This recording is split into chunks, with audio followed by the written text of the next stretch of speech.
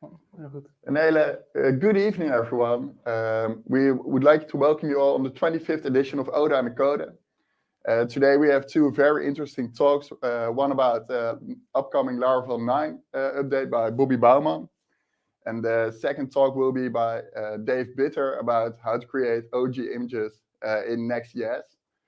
But first, we wanted to host this meetup at our office in Utrecht, but sadly that wasn't possible due to COVID restrictions. So we made a little video for you guys. So we will switch over now to the video and then we'll start with Bouwmann.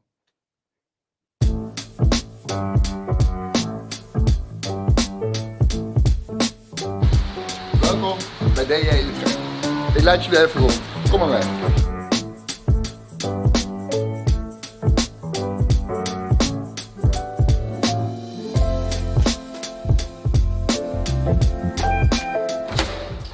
Dit is het sociale hart.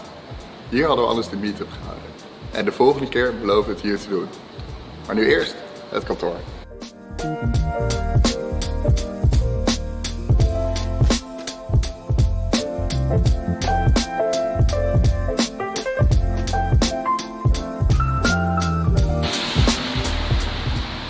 Nou jongens, hopelijk vonden jullie de rondleiding leuk. Steven, we gaan terug naar jou.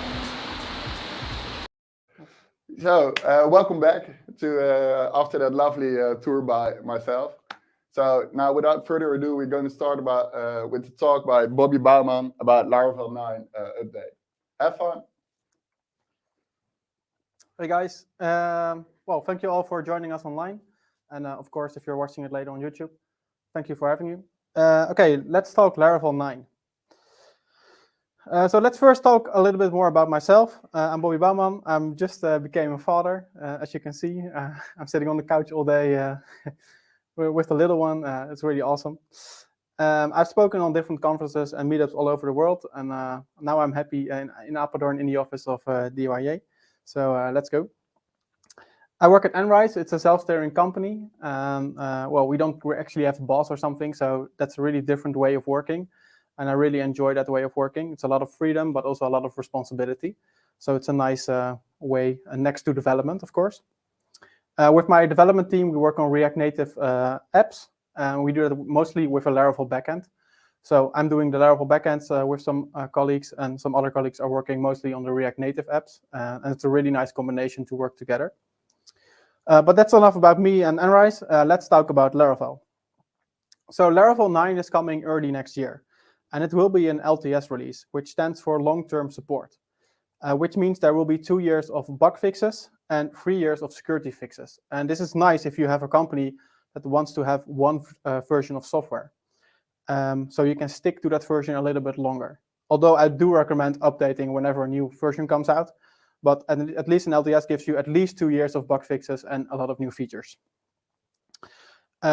So updating right now, the last LTS release was Laravel 6, and updating to 9 right now is a really big step, because you have to go first to 7, then 8, and then 9. So that's why it's recommended to always update to the latest version if you can. But yeah, I can imagine if you can do that, then it's okay. And also, it will arrive at the 25th of January. So that's a really good way to start your new year with Laravel 9. So Laravel 9 will be PHP 8 only. So it will run on PHP 8 and 8.1. So that's really nice. And PHP 8.1 became available last week as well. So there's a new version and it has a lot of improvements, but also a lot of speed improvements. So that's really nice. Laravel 8 against PHP 8 against PHP 7.4 isn't really a performance boost, but 8.1 does have a really good performance boost. So that's really nice to have. But Laravel 9 will require PHP 8. So if you're upgrading to PHP 8, that's fine as well. And also PHP 7.4 doesn't have any security fixes, or only security fixes now. So it's also not supported anymore. PHP 8 itself has a lot of benefits because it now has named arguments, the null save operator, a structure property promotion, and a lot more features. But we won't talk too much about PHP 8 today. We'll focus on Laravel. So Laravel relies heavily on Symphony, and Laravel has delayed the update to Symphony 6 it's delayed because of the update to Symfony 6. Symfony 6 will be released, is actually released in November. So the first release candidates are released last month. But because of that, Laravel decided to wait until the update to Symfony was done. So now they have 2 to 3 months until Symfony is working correctly in the framework. If there are any bugs or in Symfony itself or in Laravel, they can remove them and Laravel 9 will be ready. And it also means that Laravel updated the release cycle so that every year we get a new version in January instead of September. So Laravel 10 will come in January 2023. So there's always 2 months after the release cycle of Symfony. Also, the release of Symfony 6 is not an LTS release. So Symfony doesn't release that much often LTS releases. But the Symfony 6.4 will be an LTS release, just like 5.4 and 4.4. But Laravel is always trying to be on the latest version. So that's why we're going to Symfony 6 now in Laravel 9. Although Laravel 9 is, of course, an LTS. Like I said, Laravel relies heavily on Symfony. And Laravel uses actually 10 components from Symfony, so that's a lot. And the most known components are the var dumper, the router, the console part, and the HTTP foundation. So we use that every day with routing and using the command line. But they're actually built on components of Symfony, so that's really nice. And Laravel basically adds that syntactical sugar after it. So the biggest change for Symfony 6 is that it's fully typed. Basically, that means that every function has a return type if it's possible. And for Laravel, that means that every class in Laravel that extends a Symfony class also needs to adhere to that contract. It also needs to have that typed in the arguments of the functions. So if Laravel overrides a method, it also needs to set that return type or set the property types. So that's really important here. And Laravel doesn't use a lot of these examples itself, but there are some cases. So let's take a look at an example. Here you see the handle method of the application itself. So this is a big part of the application because, well, it bootstraps the application. And in this case, you can see that it always returns a response. So in this case, it's a Symfony response return type. And because the HTTP kernel interface requires that return type, we also need to adhere to that method inside Laravel. So for this, you don't have to do anything because Laravel supports this. Unless you, of course, you extend the application yourself and update the handle method or do something with it. So there are some cases where you extend Laravel or where you extend certain Symfony classes, you have to adhere to that contract as well and add the return type or the type property and so on. So that's something to keep in mind for your updates to Laravel 9. Of course, the update, all these changes will be available in the documentation, of course. So you don't have to worry about it. Symfony 6 also brings a lot of updates with the new mailer classes. So the Symfony mailer is a replacement for the current Shift mailer, which was a really old implementation. And the Symfony mailer is a lot better. It has been improved the last years. It now has dedicated support for certain third parties like Mailgun and, of course, SMTP. And there are some breaking changes in here. But, of course, again, you don't have to worry. Laravel will fix this and will make sure that everything still works. There might be some configuration changes you need to do, but that's the only thing. But at this point, it's not that much that you have to change. It's just a regular update changes you have to do. So Laravel, of course, will provide that detailed upgrade guide at the end of this year and probably early January when Laravel 9 is released. So this brings us to the next feature. Did you ever encounter an error like this, where you try to create a migration and it says the class already exists and you're sure you just want to add some fields? Well, this happens because Laravel generates a file where the datetime is in the file name and then all lowercase snake-cased the class name, but then the class itself is unique, of course. So it can only have one certain name because it's in the migration namespace. But if you run this twice, you get this error because that class already exists. Although the file name is unique, the class is not unique. So Laravel fixes this with anonymous classes. So as you can see here, it says return new class extends migration. So there's no class name anymore. It just generates the file for you. But the file name still stays the same. So there's still this datetime and the name that you gave it. It will still be added to the file name, but it will just be an empty or an anonymous class that extends migration and runs all your migrations. And you don't have to do anything for this to make this work. This will be out of the box in Laravel 9. You also don't have to update your old migrations. Of course you can, but you don't have to. They will still work out of the box. Yeah, it's still the same. So same file name. So also a common thing is when you work with Laravel and you work with the Eloquent builder or the query builder, what kind of builder do you get and how do you continue working with it? Because if you start with DB table, for example, then you get a normal query builder. So that's just an interface to the database. But if you work from a model, you get an Eloquent builder back, which is basically the same thing, but it's focused on that model, which already has the table name in it and so on. But there was never a common interface or a common way. So finally, there's a common interface that can be used throughout your code. So if you want to type hint it, that's the easiest way. So let's take a look at this example. If we go to the first step, we have a method called where_not_exist. And in here, we return a query object. And where_not_exist returns the builder object in the query namespace. And if we then go to where_has, this is a method to check if a relationship exists. So if we call where_has, then we get the builder object back, which is in the Eloquent namespace. But if we go to the with method, which includes relationships, you get the type of relationship back, which in this case is Eloquent/relation. So that's a different class again, but it's all a query object. They all have the query methods. So this is really annoying. You don't know what you're going to get back. And so type hinting this is really hard. You can't have autocompletion because of this. And also, if you use static analytics tools, then this doesn't work because you don't know what you're getting back, so the tool doesn't understand it either. But with the new interface, type hinting is a lot easier. So let's go to the new interface. So the new interface is in the contract database query builder namespace. And Laravel basically always renames them or aliases them to builder contract. And this class contains all the methods. So now the where_not_exist method, you can type hint the interface. And the same goes for where_has and with. So this is already a really nice benefit of the interface.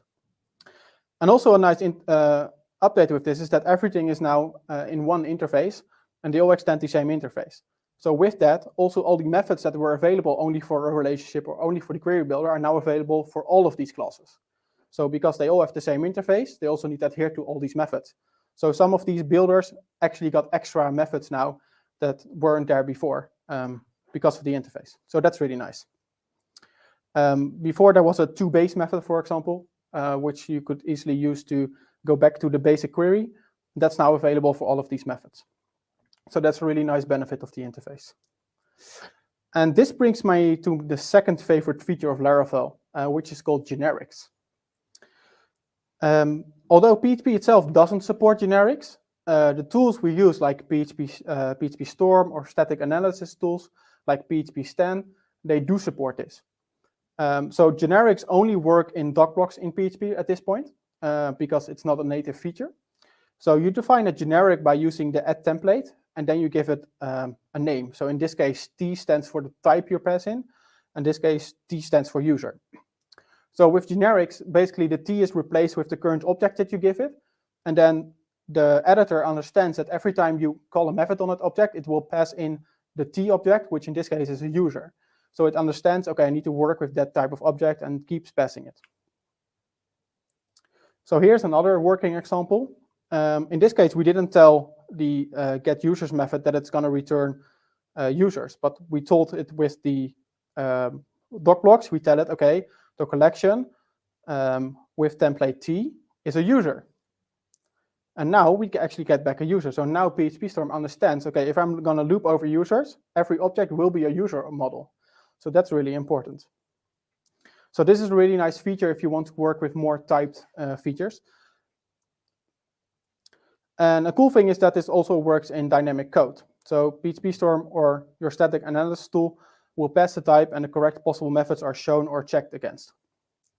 So you might be wondering, what does this have to do with Laravel 9 itself? Because it's a PHP Storm or a static analysis feature. It has nothing to do with Laravel itself.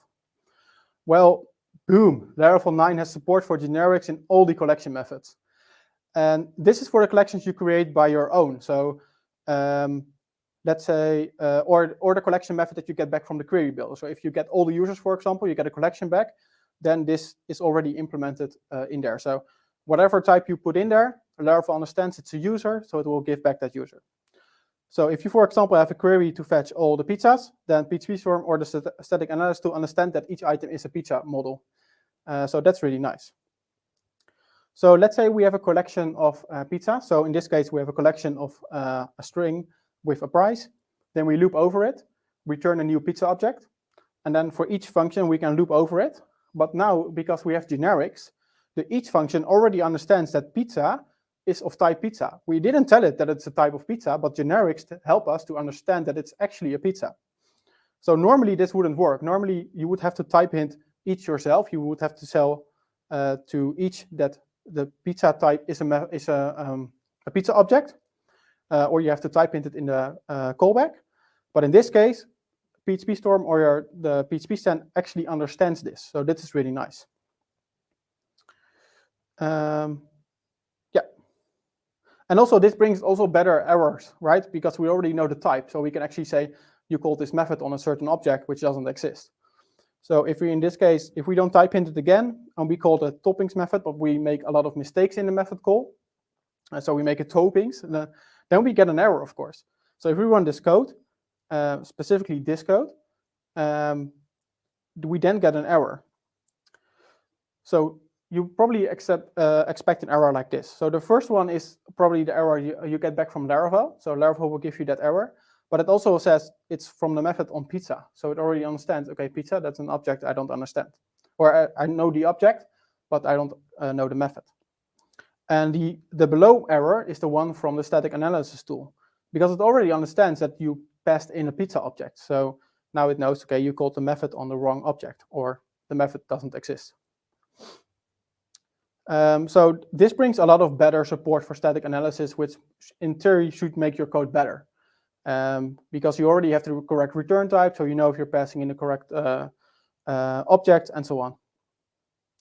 So as I said before, PHP doesn't have support for this directly in the language, and probably won't have in the near future. But it is really nice that the tools around us do have it, so that makes it a lot better. So Laravel has a lot more improvements. It has some more smaller features and some small improvements. For example, the conditional trade. So this trade contains two methods.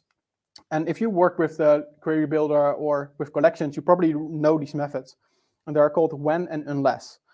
And the method accepts a value. And this should either evaluate to true, or it should have a callback. And if you call the callback, the return value of the callback should be true or false. And whenever that's true or false, then it will call the callback, or it will call the default value if the answer is false. And that's it. And as you can see here, there's also generics in here. So that's also supported because these methods are available on the collection class as well. And you can find this usage in various places. So for example, when you're working with the query builder, you can say, when I have a query, when, for example, is active, then I want to pass in the query builder, and then I want to add a certain condition to the query or not. So this is where the when method is really useful.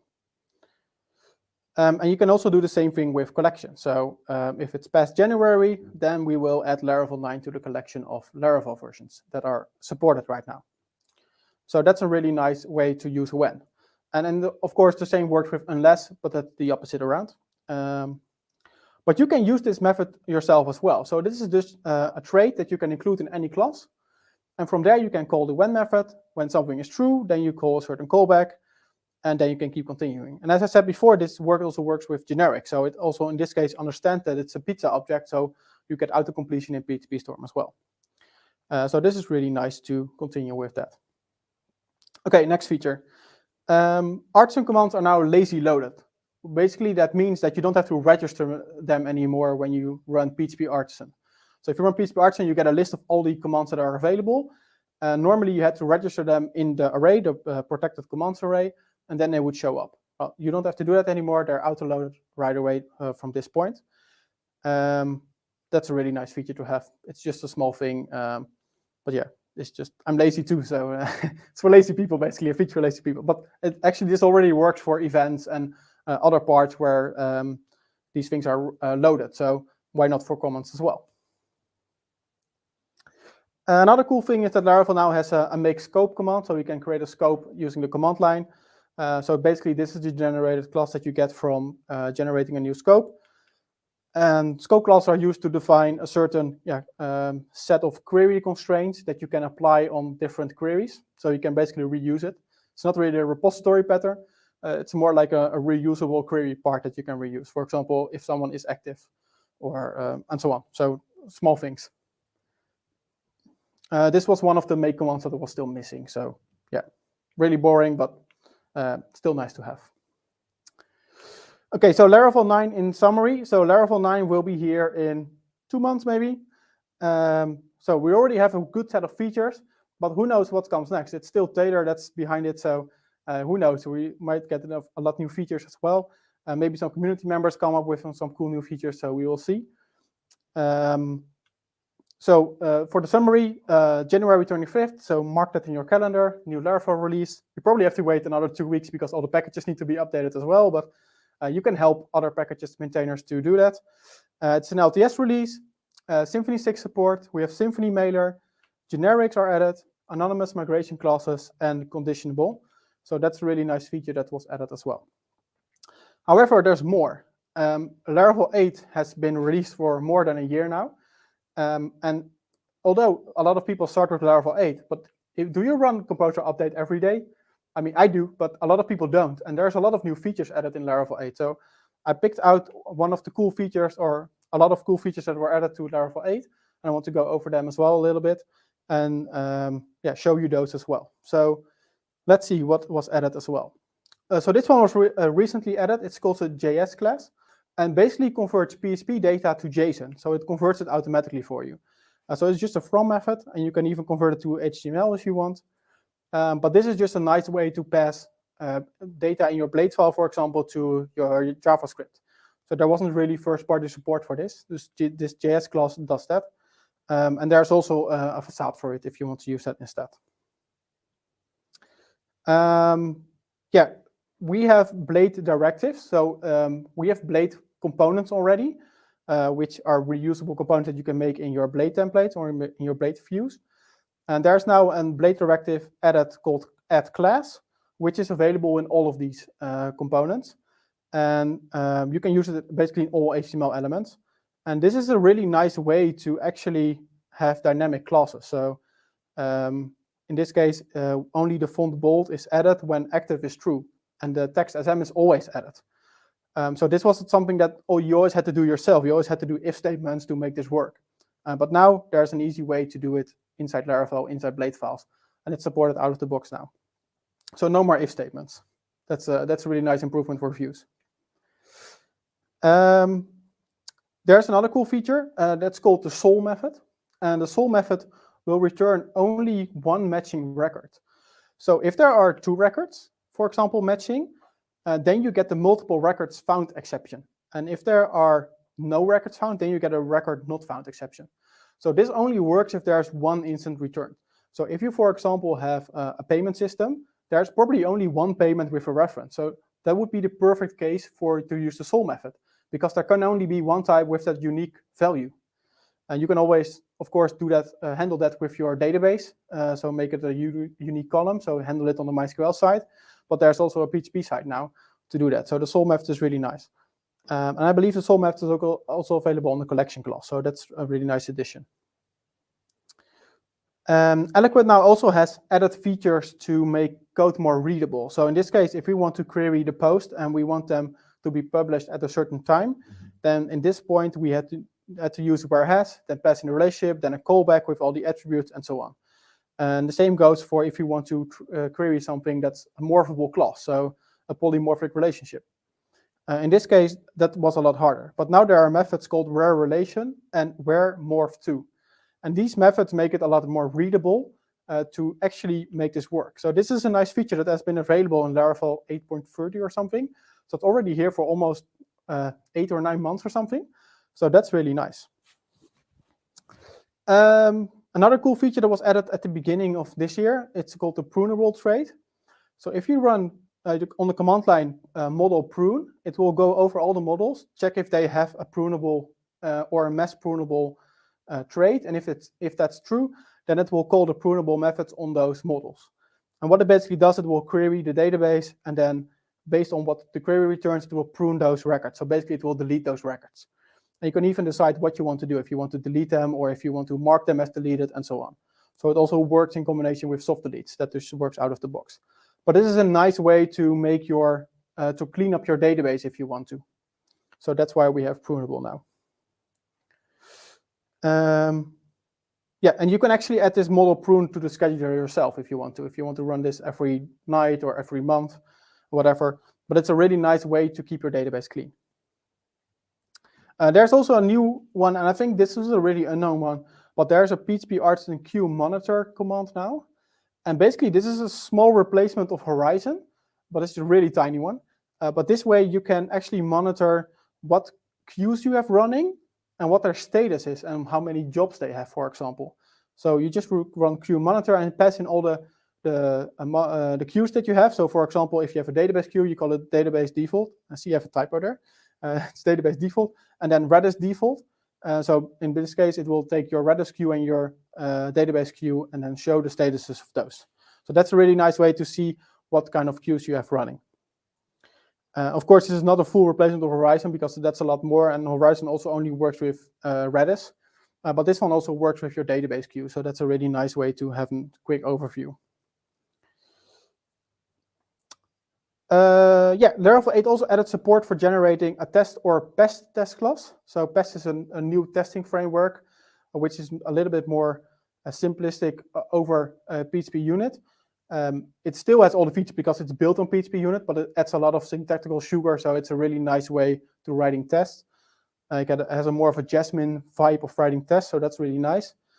So that has been added to Laravel as well, or at least it's available to use in Laravel, but it also has now third-party support for generating test classes for PEST. And basically, you can just say make model product and then add the test option, and it will generate a test class for the same model as well.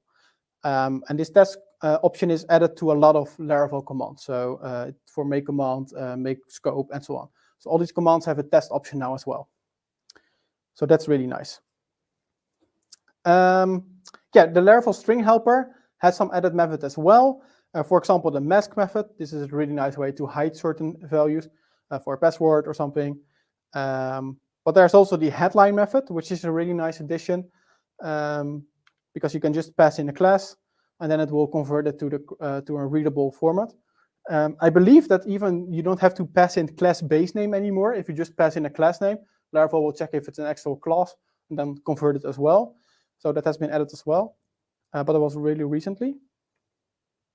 So yeah, and there are a lot of more added string helper methods, but these are, I think these are the nicest ones that has been added. So Laravel has a lot more notable added features. For example, there's enum support for casting and validation, although PHP 8.1 only supports enum, actual enum support. Laravel also has casting and validation support for it added in Laravel 8 or at the end of Laravel 8, so you can already use it if you're running PHP 8.1. There are added a lot of new assertions for testing. So if you're really into testing, go to the testing page on documentation. There's a full list of all the available methods. And since Laravel 8, I think there are at least 20 methods have been added to make it easier to test and to make your code readable. So that's really nice. There's a new lazily refresh database trait. So that will check automatically if it needs to refresh the database or not. But it won't automatically refresh the database. It will only refresh it when needed. So if your test doesn't run any database queries, then it won't refresh the database for you. So that's a really nice addition that makes your test a lot faster. Laravel, of course, added parallel testing. So you can run PHP Artisan test parallel, and it will run all the tests parallel for you. And it will use all the CPUs you have on your computer. So if your CPU has 8 CPUs, then it will run 8 tests at the same time. And if you use MySQL, for example, it will also generate 8 MySQL databases. So if you, for example, run MySQL locally, if you run it parallel, then you can check how many CPUs you have because all the tables are there with the number. So that's a really nice way to find out how many CPUs you have. And also job change and job patches have been added. If you're really into queues, then this might be a thing for you. So that was really nice. Okay, if you want to know more about Laravel and the new updates, you can go to laravelversions.com. That is the best way to find out what the next version is, when it will be released, and there are some news as well. Laravel news itself also has a lot of information about where you can find new features. They blog about the new features, but they also blog about a lot of different packages and other features that have been added or ways how you can make your Laravel code better. And of course, on GitHub, you can see every release. So you can go through the release, go to the changes, and so on. So that's also a really good place to start to get your code out. So yeah, thank you for listening. And I have a small dessert, and that's a quiz. We're going to do a Laravel quiz if you want to join. So I will do that right now. See if I can make that work. Kahoot. Okay, let's do a Kahoot quiz. So let's see, where does it work? Yes. Yes, people can join the Kahoot. So if you never done this before, go to kahoot.it and you can fill in the code there, the pin code, and then you can join with the quiz. You can also download the app if that's easier for you, but it works on your phone or on your browser, whatever, doesn't matter. We will have 15 Laravel questions, and there might be or might not be questions about the talk. Or not, I don't know.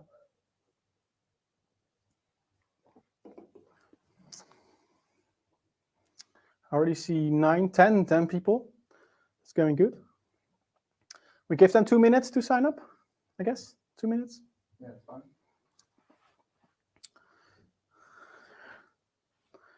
There's one without a name. That's hard to pronounce the winner, but okay. Can be anyone.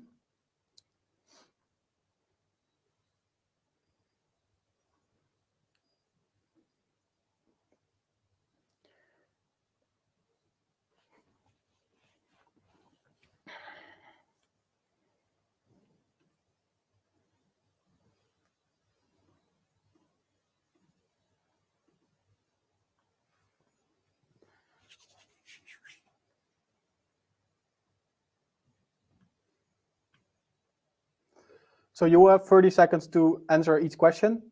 We did say 30 seconds because there might be a delay with the stream. So you get 30 seconds to answer the question.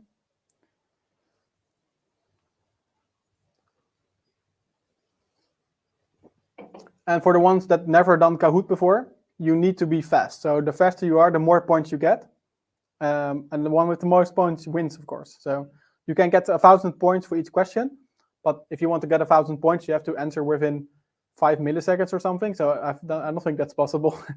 But yeah, most of the time you can get around 950 points if you're fast. So who knows who will be the winner?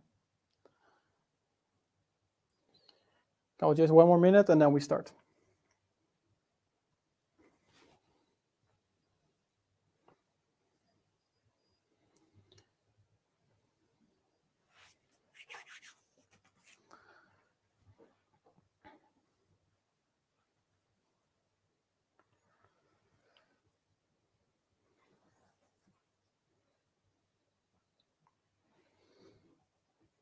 Oh, there's a guest. Nice. Someone joined as guest. That's nice. Original. Yes. One more. We start at 20. No, I'm joking.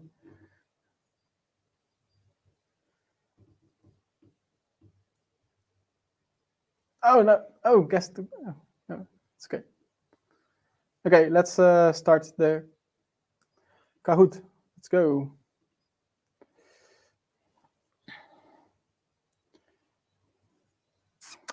Okay, question 1. Here we go. What is not a product built by Laravel?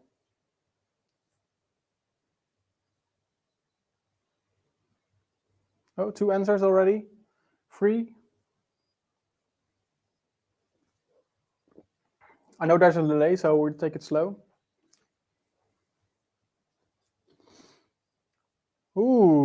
Okay, so 4 people answered it wrong, but 15 did it really good. Nice. Okay. Really good. Some fast hands here.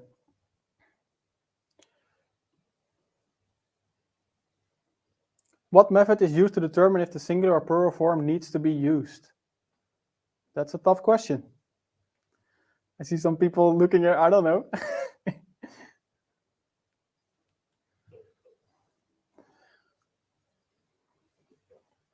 Yeah, this is a tough one if you don't know it. You can guess it, I guess, or not. 2 more answers to go. 1 more answer to go. Oh, 8 people got it. 6 people got it. Oh, a lot more. 11 people got it wrong. Yeah, it's trans choice actually. Yeah. There's also a choice helper that you can use in your views if you want to. Works the same. So there's a lot of people growing to the stage. Okay, but we have a good contest here. Let's go to the next question. Question 3. What method is used to save a model without firing any events?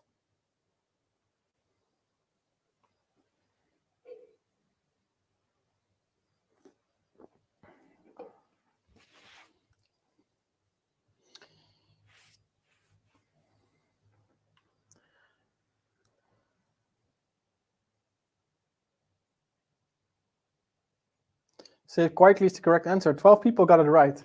And they got it wrong here. Nice. Yeah, so it saved quietly. Yeah. The other ones, save softly is a really bad answer, of course. Save without events. That could have been one, right? But quietly, yeah, is a better one. Okay. So there's still a lot of people who got 3 answers correct. So that's really nice. Next question, question 4. What method is used to retrieve only a single matching result from the database?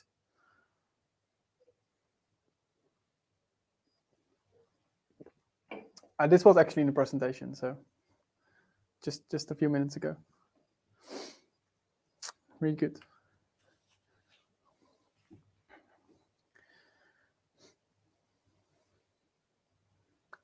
Two more people to answer. Yes, the Sol method, really good. 9 people actually looked really good at the presentation.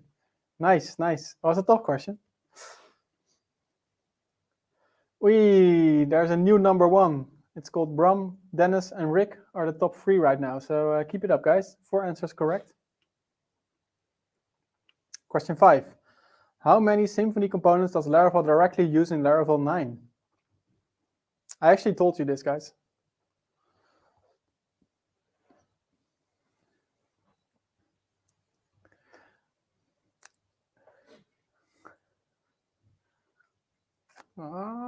Three more people to answer. One more. Yes, it's 10. Before it was 9, though. In Laravel 8 it was 9, but since Laravel 10 we have added the mailer now, so it's 10. Really good. Okay. Oh, Derek is now on the 2nd place, with Sen on the 1st place, and Dennis is still 4th. Really good. But Bram is taking a lead there, 500 points. Okay, question 6. What syntax is used to accept an array as value input for Artisan? So in this case, multiple values. Yeah, so this is something you have to know if you work with it a lot. Otherwise, it's a really tough question. Is it the brackets, plus sign, star, asterisk?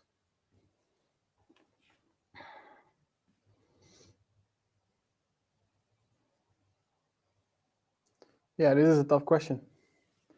But it's actually the star. Yes, only 4 people got this right. Yeah, it's a really tough question. I would probably have guessed myself the plus sign, but it's actually the star. So yeah, that was a tough question. I have to admit it. I can't give half points though, so too bad. Oh, Bram actually didn't got it right, but Sen did. But he was a little bit slow, so he's still behind Bram. Nice. Question 7. What does this code do? We touch the user.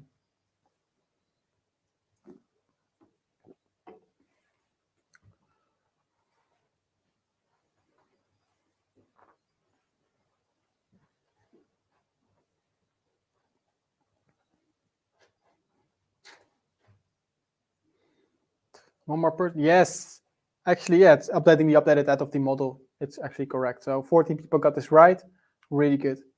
For the ones who picked saved at is not available in Laravel at all unless you add it yourself. So, and for the relationships, yeah, it only works if you touch the relationship. So, and not the model itself. Okay.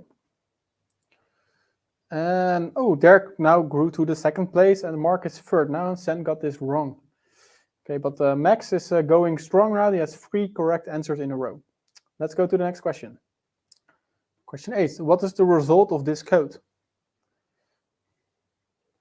Know your collection methods.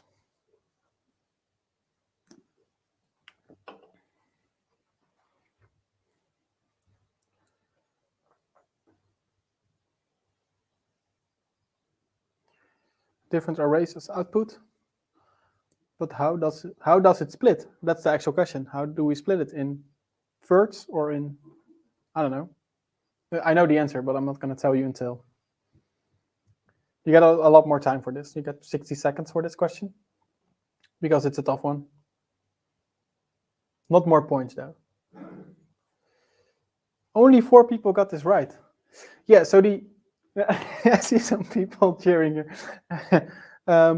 Yeah, so the split method, if I show you the code again, the reverse method will first reverse it. So we start with 21 and end with 1, and then we split it, but then it will try to chunk it in parts of 3.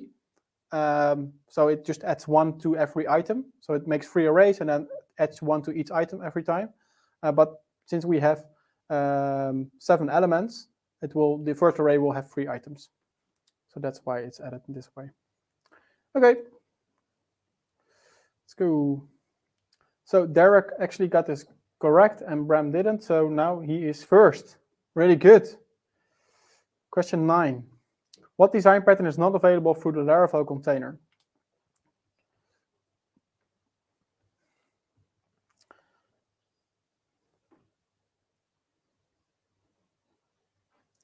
So this is a tough question as well, but we're not here to make it you easy. It's a tough day today for a quiz.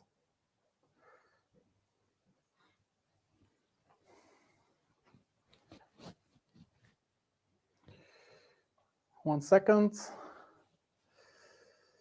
Yes, it's the observer pattern. So the singleton pattern is, of course, available because you can create a singleton. The factory pattern is because you can just create an object. And the strategy pattern, you can make the container decide what it needs to return. So that's actually the strategy pattern. The observer pattern is only available in models itself. So you have to add it to the model. It's not something that you register in the container itself.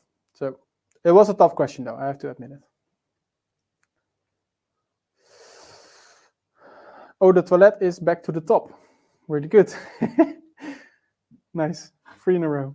Okay, next question. Question 10. Where can you set the default time zone in Laravel? In what configuration file do you set the time zone in Laravel?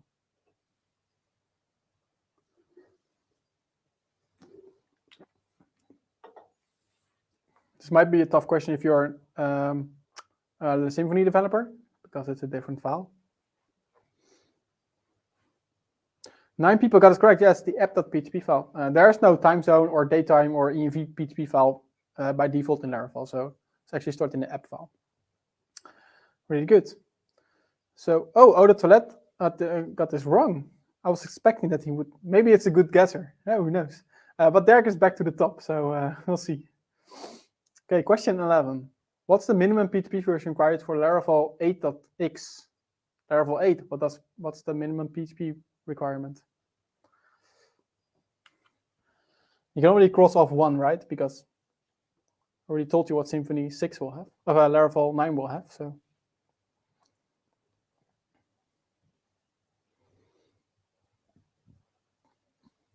yes, PHP 7.3 and not 7.4. Only 5 people got this right. Yeah, it's a tough question, but PHP 7.3 is still supported. And Derek got it right as well, but he didn't have a lot of points. So Max is now in the top 5 as well. Really good. But we have got a solid top 5 at this point. So there's 4 more questions to go. So let's go to question 12. Who is not an employee of Laravel? Look at this picture, guys. I mean, Taylor.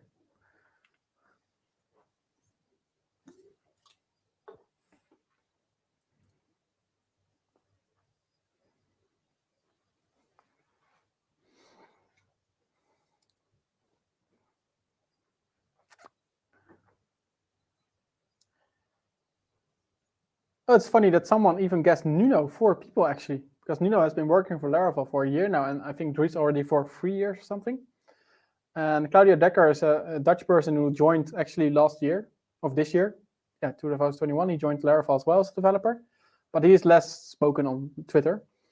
And Joseph Silber is just contributing a lot on the framework on GitHub, but he's not an employee. He's just doing a lot of open source development for Laravel. Okay, who got this right? Oh, Max is back back at P4. 3 answers correct in a row.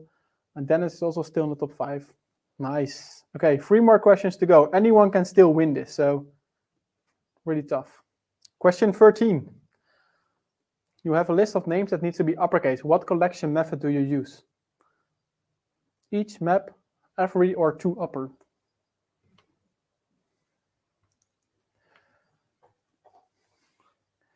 It's a good question. Everybody can know this, or not. I don't know.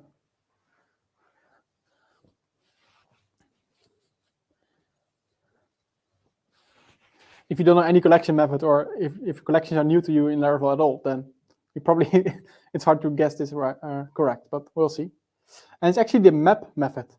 And it's not the each method, because each will go over each item, but it won't perform anything, it won't return anything, because it will just perform an action on that item, but then not return the actual value. And map will actually return the value.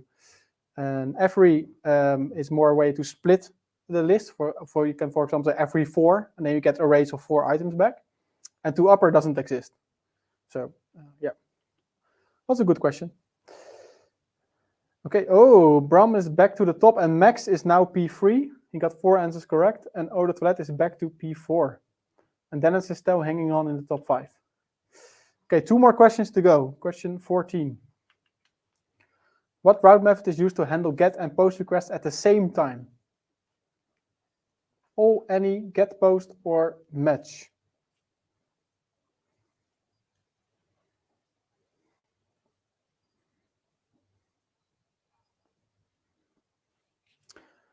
If you never used this before, it's a really hard question. I think I made a really tough quiz right now, but it's all right. It's actually the any method. The any method accepts any method that you post, even if you do a patch request, it will accept it, but it also accepts get and post. Match also works, but for match, you have to pass in an array at the first argument with the method that it accepts. In this case, we don't pass in any method, so it is not valid. And all doesn't exist, and get post, of course, doesn't exist as well. Okay, let's see who is on top right now. Bram is still on top, then Derek is second, Max is third, Dennis is fourth, he's doing a great streak right now, and Mark is fifth. You can still all win this quiz, so if Mark, you can still win if the rest fails, so we'll see. Okay, final question. How many times has Laravel been installed since it was released according to packages?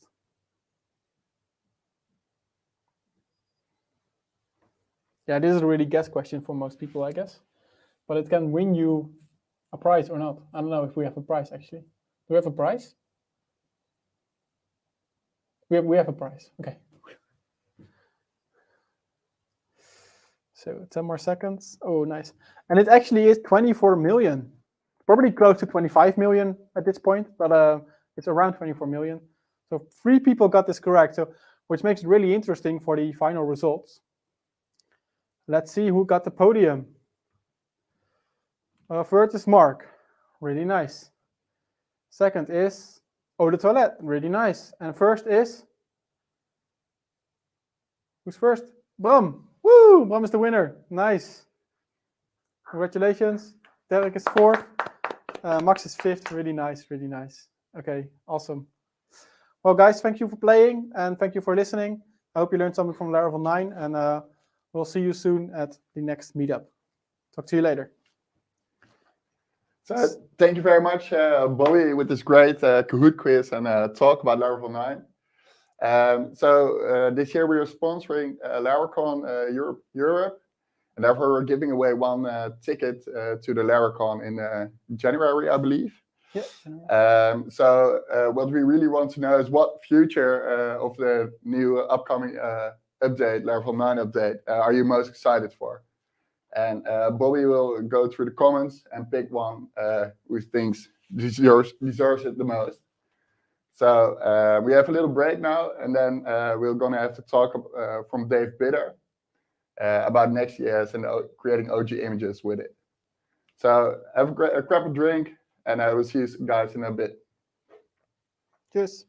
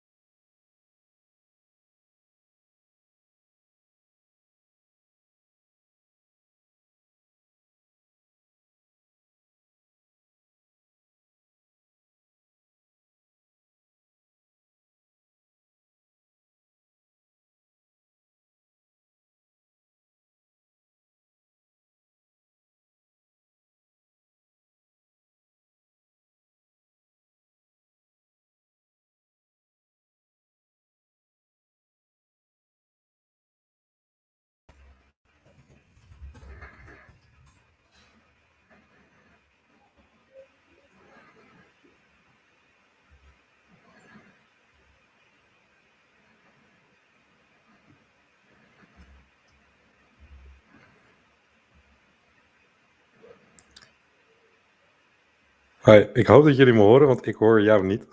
Maar ik zie dat je stopt met praten. Maar als ik een duimpje heb, dan is hij goed. Ja? Oké. Nou, als jullie me maar horen, dat is de belangrijke van de twee, denk ik. Oké, top. Ja, dankjewel voor net de presentatie. Het was interessant om te zien als een JavaScript en TypeScript developer. Dus ik had ook alle vragen fout, zo'n beetje bij de quiz. Maar de volgende keer misschien niet. Ja, bruggetje naar JavaScript en TypeScript. We gaan het vandaag hebben eigenlijk over Next.js. Wat Next.js is, hoe Next.js serverless werkt. Hoe we ook de verschillende technieken van Next.js kunnen... oh, sorry, in English, right?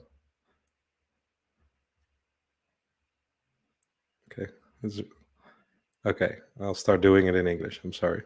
So, yeah, let's have a look at how we can dynamically generate Open Graph images using Next.js serverless. So, what is Next.js? How does serverless work with Next.js and outside of Next.js? And how can we leverage all these different page rendering techniques? So, for the next 25 or 30 minutes, we'll go over all of these, and in the end, you will have a better understanding of Next.js, serverless, and some other aspects of building something like this. So there was supposed to be a poll in the chat, and I'm quickly gonna scoot over, and I can't see it. So normally this is the part where I ask who has worked with Next.js, but even if you haven't, that's fine. We'll go over some of the basics, but also some of the advanced techniques.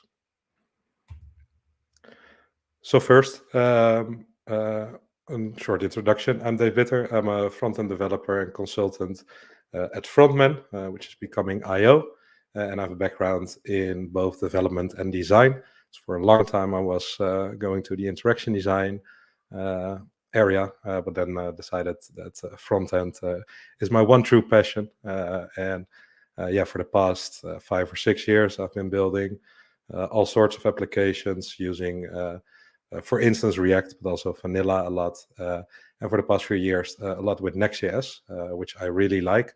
And I'm a developer advocate at my work Frontman for this whole Next.js framework. So to have a quick overview of the problem that I have.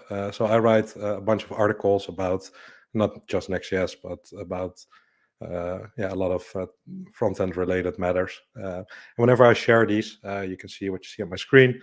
You get these dull, well, it's a dull gray image, okay, but you get these dull open graph images on social media cards.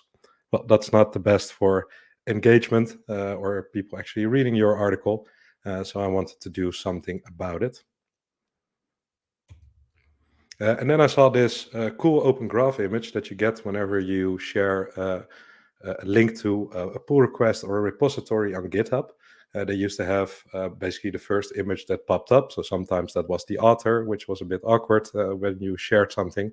But suddenly they had these cool designed cards that showed a lot of information, for instance here, about a repository from NASA. But they could also show some stateful data. So you see some issues here, the discussions, contributor stars, and they could really personalize it. And they stood out to me every time somebody shared it. So naturally, I wanted to build it. Well, there are a lot of off-the-shelf solutions for open graph cards. For instance, this is one by Verzel or Zeit. I never know which name they use. But they basically have a service that you can use. And then this would be a very short presentation, of course, because it would take a couple of minutes. But there's no fun in that. Of course, we can build this. And naturally, being a developer, you think, well, I could easily build this, right? You start thinking in your head, well, I could do this or do that. Usually famous last words that you have. You go down this rabbit hole of trying to fix something that you didn't know was going to be an issue.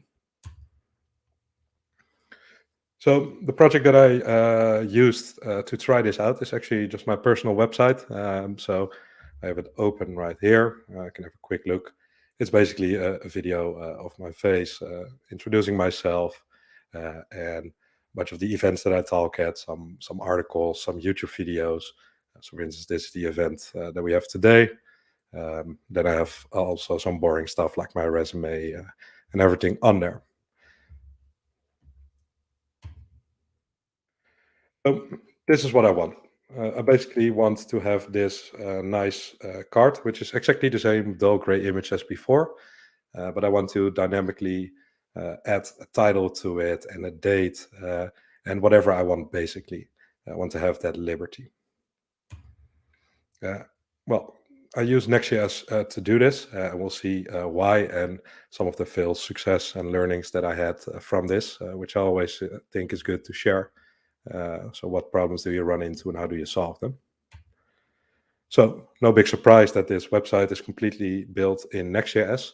And I did that because I wanted to basically have this this sort of project car, right? That's why I usually call it. So you can just, whenever you think, oh, I need to really fix this, you work on it. If it's broken, yeah, okay, it's broken. Whatever, it's this project car. It's not this perfect experience, but basically to work on it for years and never really end, just because you like to build on it and to learn stuff.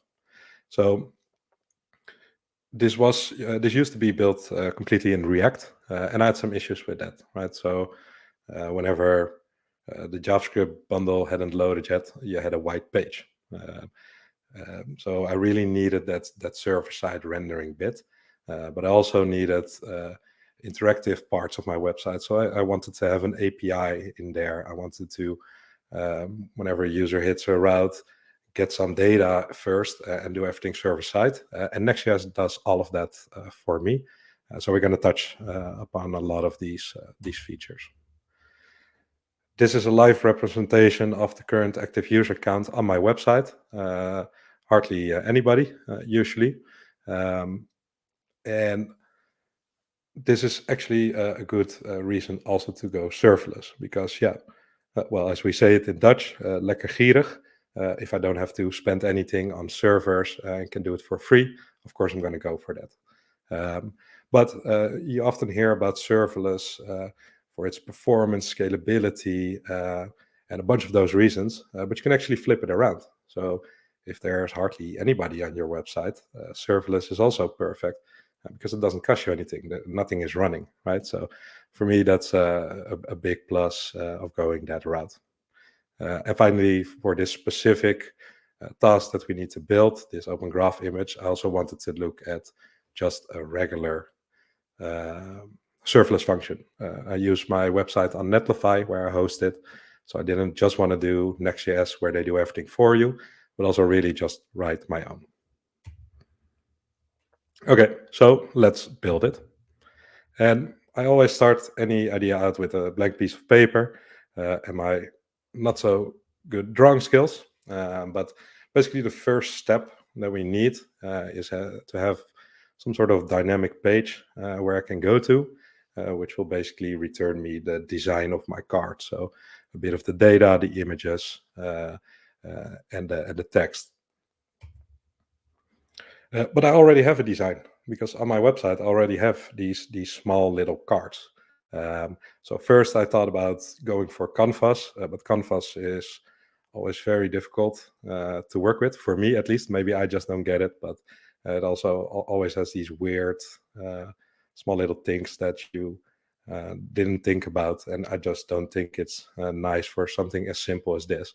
But what I do know a lot about is HTML, CSS, and JavaScript, and basically reusing everything I already have. So I already have my typography, my styling, all my images, my gradients, everything ready. And naturally, HTML, CSS is perfect for templating.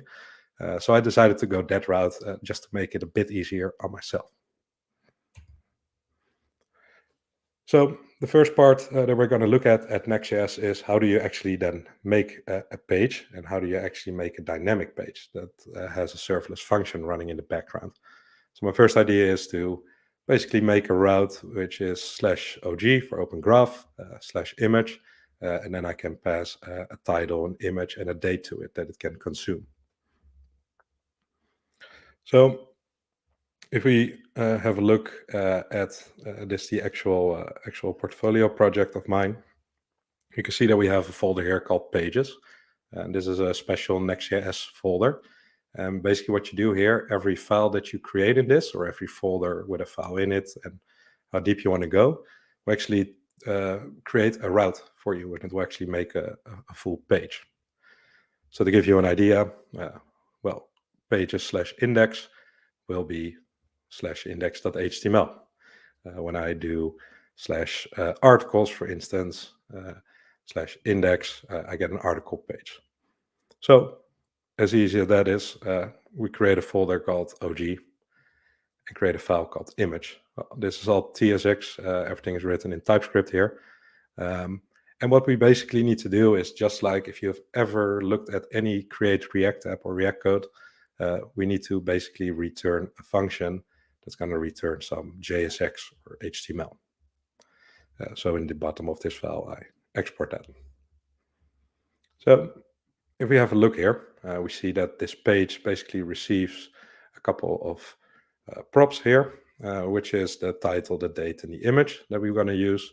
And then I have a small component which consists of a bit of HTML for the markup, a bit of JavaScript to format some dates the way I want to, and some CSS to actually style it. But of course, how do you get that title, date, and image? Because yeah, it's in the URL and suddenly I need it here. So what I did is I exported this special function by Next.js again, which is called get server-side props. And what this basically is a function that Next.js will run as soon as a user hits the route. So if you go to /opengraph/image and you pass some query parameters, it's first going to go to this function, which can be asynchronous. I know I don't do anything asynchronous here, but just to show it, which can be an async function. And it's first going to run that. So here I have access to the request object. I can get the title, date, and an image out of that query. And then in the end, I return an object with some props. And these props are the props that you actually see here at the top. So, well, this is some fancy way to, with JavaScript, add a key and a value only if the value exists. So what I basically do here is say, okay, I'm going to get that from the query, the title, date, and image. I'm going to return some props, and then automatically here I have access to them. So the cool thing about Next.js is that this all happens server-side on that serverless function. So the first render of the actual page also happens there instead of all client-side. So it's going to render out all this HTML based on the data that I provide. And then it's going to just build an HTML file that we can immediately serve to the user. Well, what happens next is the page is served, the JavaScript bundle is loaded in the browser, and we can actually have the React code at the front end. This is called hydration. So it's actually going to pick it up. It's going to see, well, I don't have anything to do because the initial render was already good. But let's say I have some use effect function here where I do some client-side code. I can do that and it's going to pick it up. So that's all that we need. And this is why I love Next.js. Not all these convoluted and weird ways of working with this, but it's just a function, which happens to be serverless. I can do my business logic here and render some HTML, keeping it simple. So let's see if this actually works. So if I go to /OG, and as you see, I already have prepared a very long URL with the correct query parameters. And if I hit this, my serverless function on AWS is going to retrieve this. It's going to render the HTML on the server, and it's going to send it back to the browser. In the browser, of course, my CSS is loaded, and we get the full design. So another nice benefit of doing this all with HTML and CSS is that the web, if you design it right, is always fluid, right? So it doesn't matter which width or height. I know that my page will render properly, and I don't have to worry about it as much. So cool. We have a page where I basically not have an image yet, but have my initial design. So that's step one. we completed that. We have this dynamic page that we can hit with whatever we want. And then the next part is to actually, well, just make a picture of it, right? Because I have the full design. So what I do for this is I use Puppeteer, which I think some of you will recognize, which you can use to basically spin up a browser. And normally you do run some tests or whatever you want to. But I use it mainly to actually just make a screenshot because it has that functionality. So I want to load my page with Puppeteer in some specific size and then make a screenshot of it. So let's close up. Cool. So how does that actually work?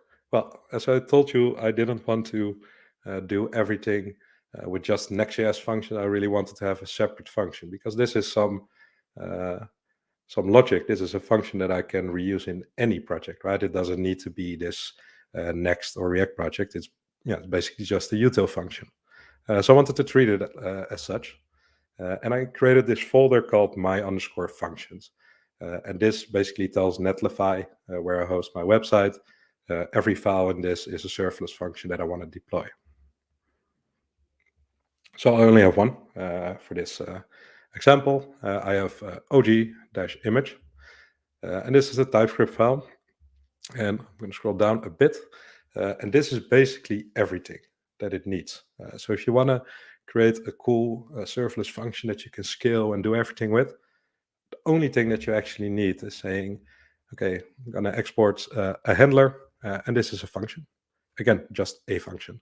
We can do async stuff, which we actually do here, because we need to generate an image. But we also have access to the query string parameters. So there we get the title, the date, and the image out of the URL. Then we're going to generate an open graph image. And in the end, we're going to say, okay, I'm going to return this, stage code 200.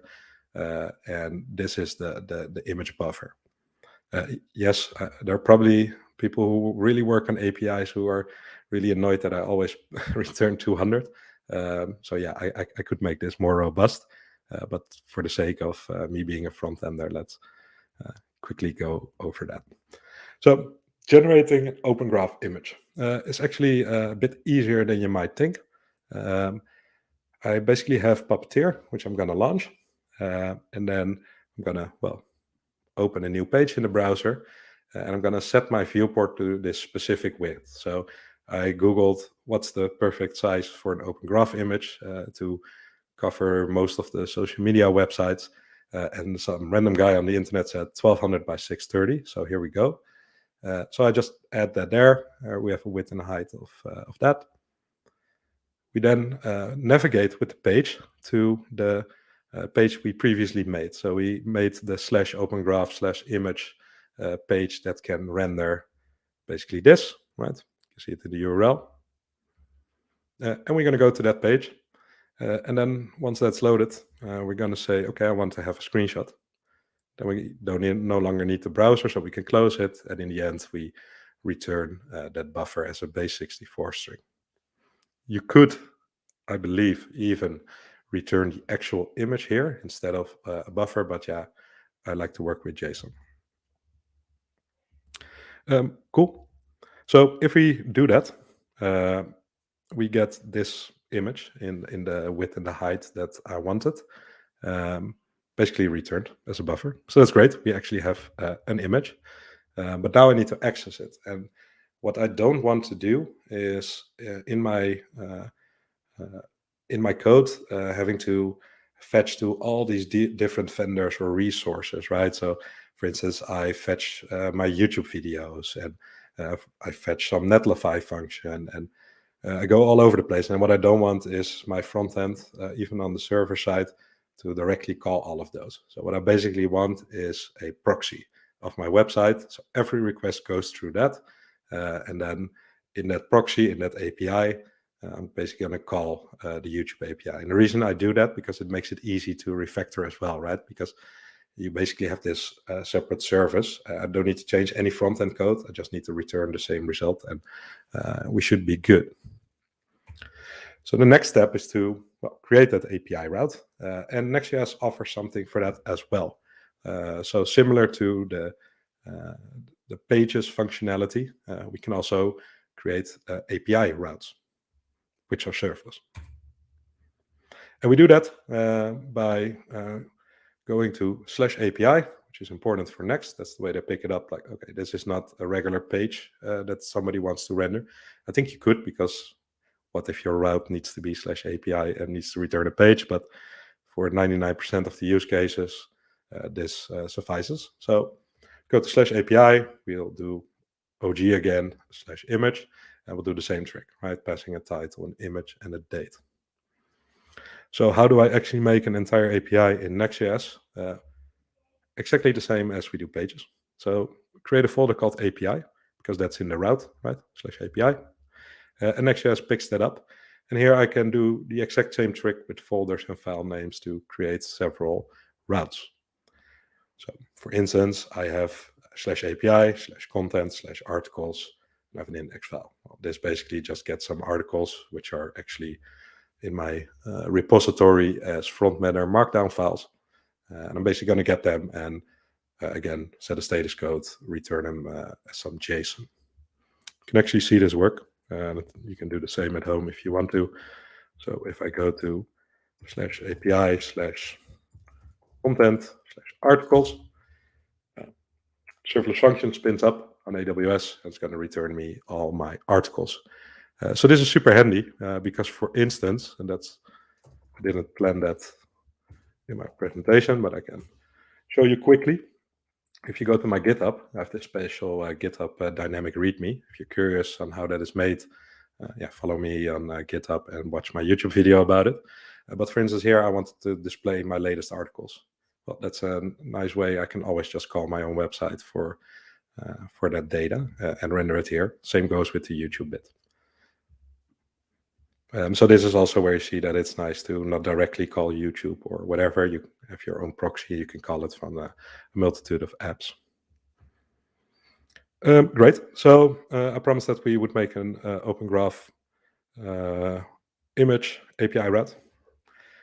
So again, I made a folder OG, made a file called image.tsx, which could be TS. And the same here. I have access to the request and the response, which you might know if you're a JavaScript developer, at least if you work with something like Express, exactly the same. And here from the query, I get the title, date, and image. And I actually fetch my netlify function from here. So this is the Open Graph netlify function that we looked at previously, which returns the base64 image buffer. So I just call that functions the OG image. So my functions OG image, and I pass along the title, date, and image. So again, we send everything back as JSON. And we can actually also see this in action. Another URL here. If I run this, it's actually going to spin up that function. It's going to spin up my netlify function. It's going to start a browser, create a screenshot, and then return me the buffer. It always takes me exactly that sentence for it to finish. Usually the second time around, everything is awake, so it should be a bit quicker. As you can see here, it's in a second instead of 6 or 7. But what we get here is basically this phase in base64, which is maybe better. Cool, so we have that. And now we can tie it all together and generate some images for articles or whatever we want to. So to quickly go over it, we made that dynamic page in Next.js that renders everything server-side with whatever you hit it with. We then created this serverless function on Netlify to create a screenshot by starting a browser and doing that. Then we created a small proxy on Next.js with API routes. And so far, everything is serverless. Every little bit is serverless. And the final step, of course, is to basically create an Open Graph image for every page on my website. And this is going to be a static site, and I'm going to show you a cool little trick. So if I go to articles, for instance, /index, I'll get the page for you as well as a reference, this is basically an overview page which consists of all my my articles. I can close this, and yeah, you can click on whatever article you want. So naturally, what I don't want here is to re-render this page every time, because it doesn't change. Yeah, okay, it changes if I add a new article, but since that's in my repository, it will always kick a new build, so it will always be there. So it doesn't make sense to re-render this every time. I want to do it during build only once and serve it immediately to everybody. And the cool thing about Next.js is you can. So previously we saw a page which always goes through this serverless function on every request. But you can also say, okay, but not for this page. And I think that's the true power of Next.js, making it simple to switch back and forth between the two. And if I all of a sudden think, oh, well, maybe I do want to re-render it, it's usually changing one word. So I'm going to show you. Again, the articles page is some HTML, and we render some article teasers with some CSS. Super simple stuff. But then we have get static props. So if I quickly pin this and I go back to Open Graph image, you saw that we had get server-side props. So this is a serverless function that's going to run every time in production. But get static props is nearly the same function, but it happens during the build process. You can do it later, but that will maybe be a bit confusing. But generally, this happens during the build process. So whenever I build my pages, I run next build. It's going to go over all these files. And here it's going to say, okay, you want a /articles/index.html. Is there this get static props function? Well, there is. So it's going to execute whatever you need to do. So this is, again, async. And I'm going to fetch some content that I need for my UI, so my navigation bar items, or some heading, some copy. And naturally, I need my articles. And this query bit is just a small helper function that actually queries these Next.js API routes. And finally, we also need an Open Graph image. We'll get there in a second. And then in the end, we'll return the props object again, where we give the page title, but also the page image, what we're trying to do. Cool. But I maybe have, I don't know, 20, 30 articles, and naturally I'm not gonna create a file for every slug and then import some file. And that's of course not what I want. Well, Next.js knows that we don't want to do that. So they have this special syntax here with basically 2 brackets. And that's telling Next that this part of the URL is going to be dynamic. So it can be whatever you want, of course. So usually I have to pay the article title with dash case in there. Cool. So here we have the same function, get static props. You need to do something during the build process. So you need to fetch a heading, get the article data, get an Open Graph image, and in the end, return it. But how does Next.js know that what our articles are, right? It doesn't know if I have 100 articles, how do you know which ones they need? So instead of having to manually have a big file where you keep all of these, they have a final special function, and I'll promise you that this is the last one, which is get static paths. And what you basically do here is return an object with all the paths in there. Cool thing, again, async function, so I can just fetch all my articles, map over them, and return the params with the article slug in there, and basically tell Next.js, okay, these are all the paths that you need to render for me during the build.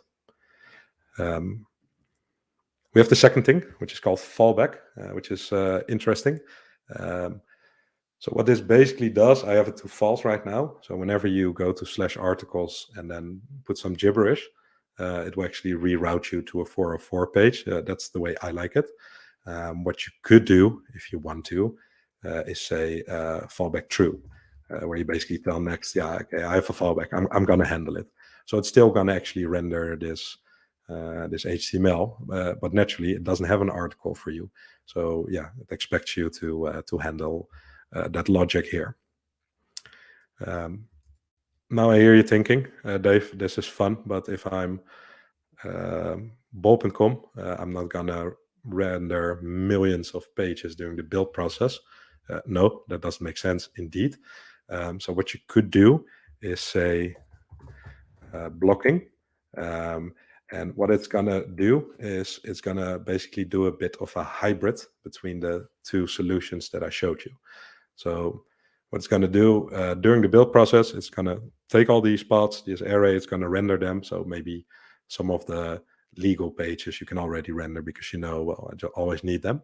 What you can do now is say, oh, but if that page isn't pre-rendered during the build process, but I still want to fetch it, then you actually can.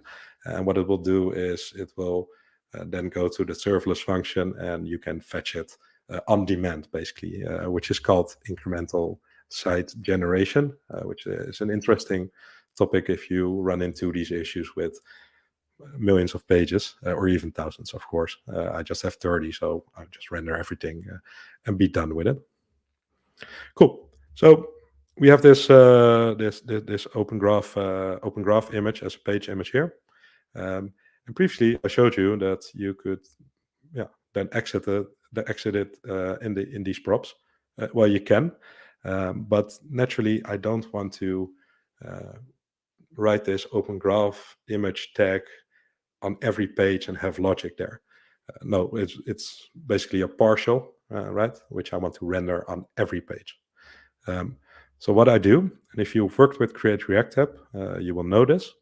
I have this underscore app file, and every underscore file that you see here is a special file that Next.js can consume.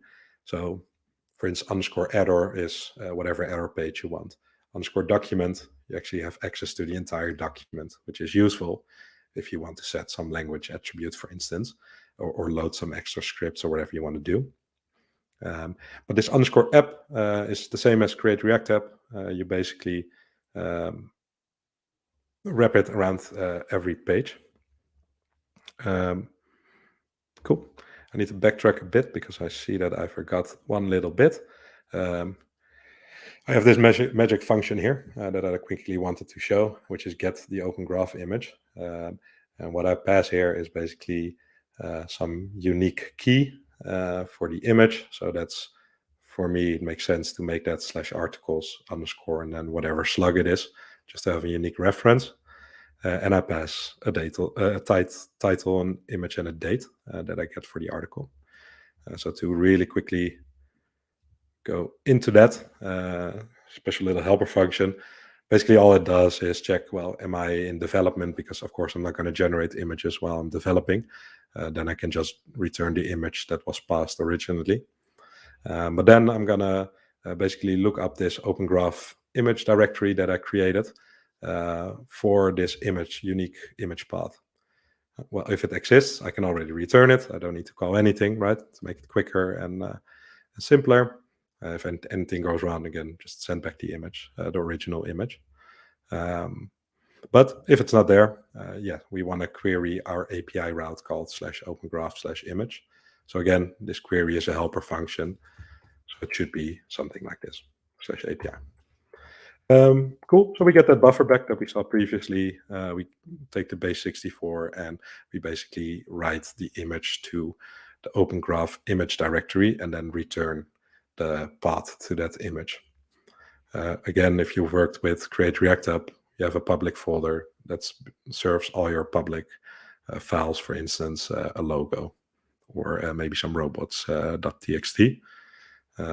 Cool. So we have this image, we pass it here, and we don't consume it on the page itself, but we do it in the underscore app. So if I go to the underscore apps, you see that we actually have access to all the properties that are passed to the page, including my open graph image. So I destructure them out of that object just to have it easy. Well, here I do some extra stuff for all these fancy animations and some Google Analytics. But what we then render are these partials. So we have our main page right here in the main, makes sense. But then I have two components at the top, which are site meta and site open graph tags, which do similar things. So site meta is all the basic meta information that I want to put in the head. Again, I'm going to say this a lot because it's very easy if you work with Create React App. We used to use React Helmet, I think, to put something in the head. Well, here we use Next.js head. Exactly the same thing. I can put stuff in the head of the page. So I have the standard things like the content language and content types, all those things. A bunch of fav icons because it's also PWA, so I need a lot of these and some Microsoft tile colors for back in the day that we always added. Cool. So that's the boring stuff. This is the cool stuff, which is the site open graph tags, and these are actually all the tags that I want to render. So what I do is I get a bunch of these props, and here we see the page image again. And I run them through this utility function. As you can see, I like utility functions, but I basically pass these 4 props in there and then generate all these separate open graph data points, you can call them, I think. So what does this function do? It sets some sensible defaults for me. So for instance, the OG type of my it's a website, of course, but in a minute, I'll show you why that's important. But here we can add the page image and it will be added. Well, naturally I have some Twitter credentials and some other open graph tags that you need to actually display an image properly on Twitter. So in a large, of course, I want to have it the largest image possible to catch viewers' attention. But if it's an article page, so compared to, I don't know, the home page, I might want to set some different tags. So here we see that type again. I'm going to say, hey, this is an article. I'm letting you know that this is not just a regular page, but it's actually an article. And we might change the title and the description a bit. Cool. So we get all these values, and then we basically just render these meta tags based on those values if they're available. And here you see property open graph image is davewitter.com/whatever that image path was. Cool. There we have it. So then you might think, okay, we're done. We can call it a day, and that's what I thought. And it already took me more time than I wanted. But this was my screen for a week every day after work for an hour or two, which is Netlify's deploy page. You can see that I failed a lot and I didn't get it to work. And it has nothing to do with Netlify. It has everything to do with me because I just didn't get the serverless function to make the screenshot to work properly. Let me see. Yeah, so these are some of the fails that I wanted to show, but I think it's important to show that that everybody fails and how you can have a look at why. So we have this open graph image, and the property headless is true. Makes sense for some people, but I didn't add it, right? So the first time I ran everything, it was like this, and it started erroring. Hey, I don't have a screen. I think it's something like X12 or some error. So I Googled it and basically said, well, yeah, you're trying to start this Chrome, but there's no screen attached, right? It's running somewhere on a serverless function. Well, that's an easy fix. Headless is true. Perfect. Did everything. And then Netlify started to complain, saying, Dave, this serverless function is, I think, the entirety of Chrome is 250 megabytes, and the serverless function could maximum of 50 megabytes. So it started complaining, well, this is too big and I'm not going to release it. So those are a lot of these because I need to figure out how I could do that easily.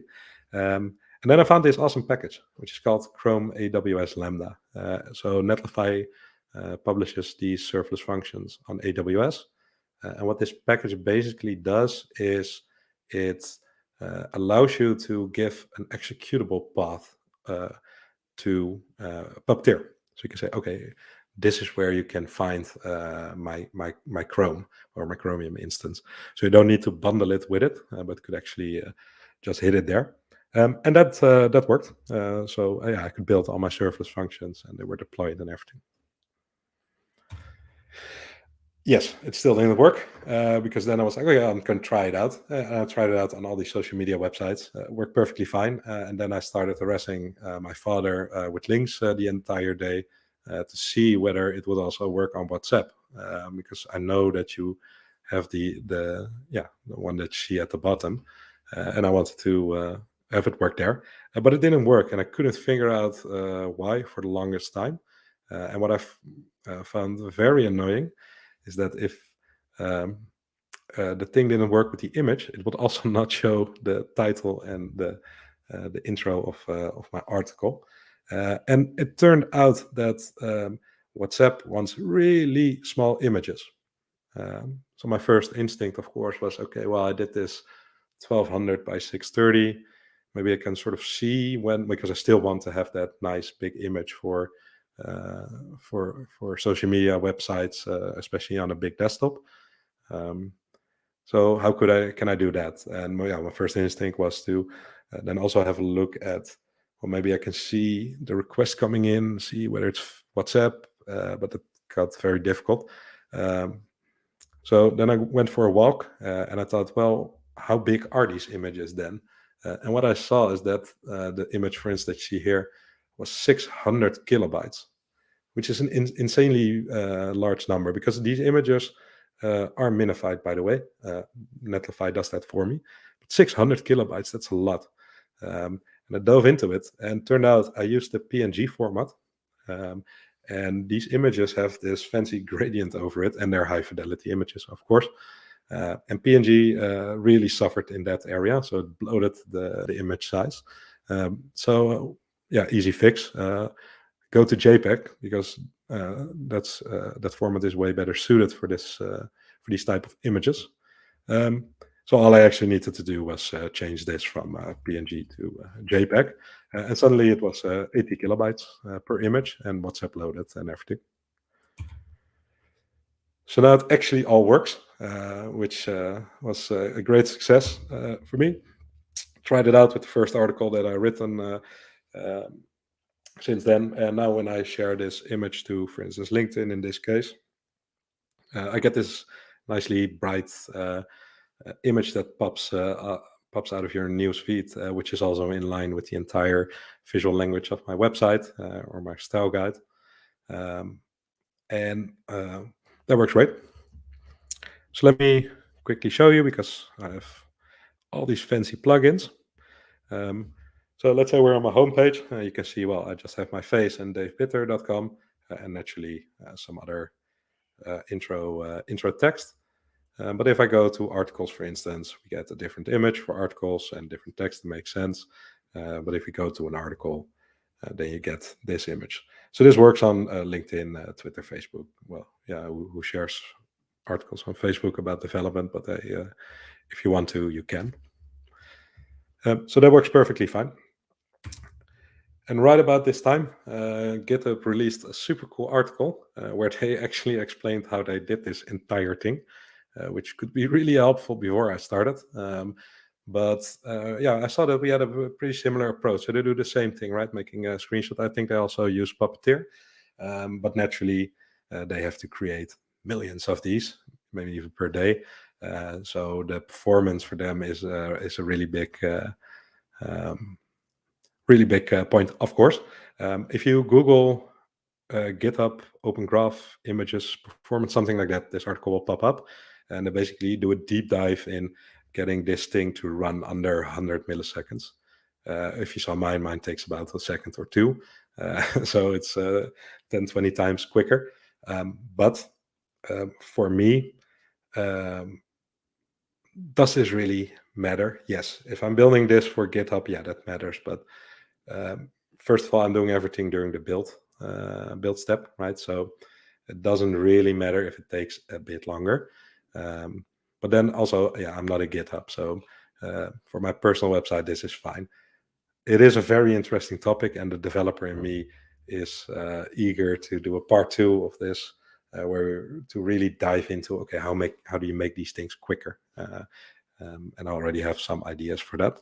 But yeah, sometimes it's good enough for what you want to achieve. Cool. Some final thoughts for end my presentation. The thing, I wanted to show is that serverless is easy, and that's the first bit, because a lot of people that I speak to about serverless, I don't know, or I have to dive into it one day. And as you can see here, you have all these tools like Netlify that does the heavy lifting for you. Okay, but in the end, it's just it's just a function, right, that you can run. It's incredibly cheap, so cheap that thank you Netlify, but everything is free on my website. And it's a comfortable thought that whenever I will hit thousands of users, that I at least have the infrastructure to scale up. And of course, that's a nice problem to have too many visitors on your website. But that makes it extremely powerful, right? You saw that you can have all these separate utility functions that you could even call from different applications, and just having everything scoped in a neat little function. But some things to look out for is that lambda size, for instance. Don't load Chrome in there like I did, and some other points. Cool. So also to have a continuous project to try new stuff. So I showed my website, and this all started as this little one-pager, and then I wanted articles, and then I started a YouTube series, and then I gave all these talks. I wanted the page. My resume needs to be on there. Now we have these open graph images, and what I always used to do is create all these separate, I think a lot of you will know this phenomenon, creating a million repositories, never finishing anything. And that's also nice to really have these own projects that you can share with the world, because this entire website is up online. You can check everything out if you want to, but it makes it for a great portfolio item as well, right? If you're applying for a new job, for instance, I do a lot of interviews, and I always hear people say, I can show the code of the client. Well, have something like this where you can actually share it with the world and have everything in there. Before I started my presentation, I added a slight asterisk here, but don't use an off-the-shelf solution. So the point I want to make is, yes, it was easy. If I used Vercel or Sites tool, I would be done in 5 minutes, but I wouldn't have ran into all these issues and learned how to fix them for the next time I run into something like that. So it's super fun to do that. But naturally, if you're doing this for a client, and you're stressed for time, and you want to have this robust, easy, pre-made solution, by all means go for it. But otherwise, use your super awesome dev power. So we saw all these tooling, and I've worked a bit in the backend in JavaScript, Node.js land. So I know a bit, but look, as a front-ender, I was able to basically create this entire serverless infrastructure, having server-side rendering, API routes, everything scalable, and the deployment is very easy nowadays for these type of things with Netlify or Vercel, wherever you want to host it. So that's great. We have all these tools, and it's just waiting for you to create something cool out of it. And then finally, it's basically it all started with how would I do this? So like a challenge, and then in the end, you can start a talk here at Oda and Code, showing how you can do all these things and where you run into and how you can fix those. Thank you. That was it.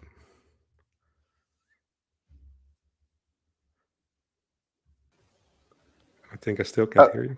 Yeah, thank you very much, Dave, for the awesome talk. There has been one question in the chat by Jordi. I don't know if you can read it yourself, but it was, does that mean that you generate the image using Puppeteer using every time something calls the URL? Or do you generate the OG I could indeed. Yeah, because that was sort of what I wanted to do was, well, do I want to, if I have some stateful data, right? So the GitHub example, they have GitHub stars. You can, that works the same. You can call this route every time and get the latest data in there. You can do your entire caching strategy, whatever you want.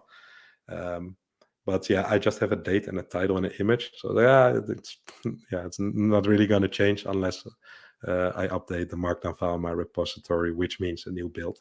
So it's going to get generated either way. But yeah, no, actually my build process just calls this live and it generates those images. But if I need to, for some reason, I could. So I talked a bit about the incremental site generation, where you're like, oh, yeah, I do need to render this page. Well, let's say I add it, I don't even need to touch it because then it's just going to call that serverless function. So yeah, it's you can do both, and then it's what does make sense. For me, it's rendering 30 pages on the server to just do it beforehand and have a better user experience, of course, for the visitor. But also see, Katja missed it. Okay, awesome. Jordi, I hope that answers your question. Then I would like to thank you both, Dave and Bobby, for having the great talks at our meetup. It was really insightful for us. In the end, we're going to have shown a QR code at our screen for people to scan. One is for a type form, which they can give us feedback on how to do it better, our next ODA and Code meetup. And the other one is a QR code to our Slack channel. We're starting up a community where people can ask questions before a meetup, so we can make sure they get passed to the speakers, so they can go in depth during their talk, and to have a conversation with each other afterwards at the meetup. So yeah, thank you very much for joining in, and have a great evening. Thanks again, Dave. Yes, you're welcome. Thank you for having me. Okay.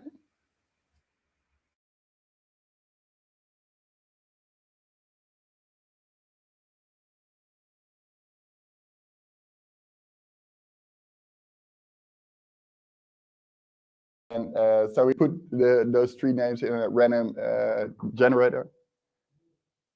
Oh.